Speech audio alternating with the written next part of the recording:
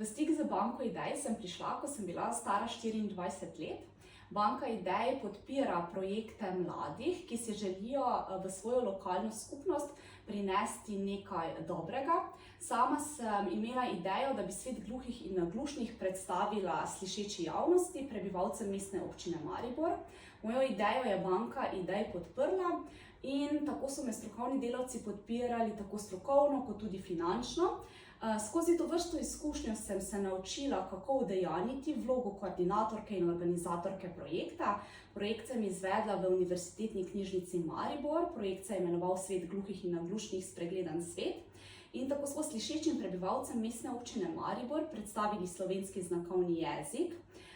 Ob podpori Banke Idej sem tako se učila in razvijala spretnosti, kako sodelovati z drugimi soustvarjalci projekta, kako poiskati prostor za izvedbo samega dogodka, kako privabiti javnost na ta dogodek, seveda kako uspešno zaključiti projekt. Ob koncu samega dogodka sem bila tudi gostja v oddaji Dobro jutro, tako da izkušnja z Banko Idej mi je prinesla veliko dobrega. Predvsem je bila to neka pozitivna in zelo dobra izhodiščna točka za nadaljevanje moje karierne poti. Tako da, če ne bi imela to vrste izkušnje, bi veliko izgubila. Hvala, Banka Idej.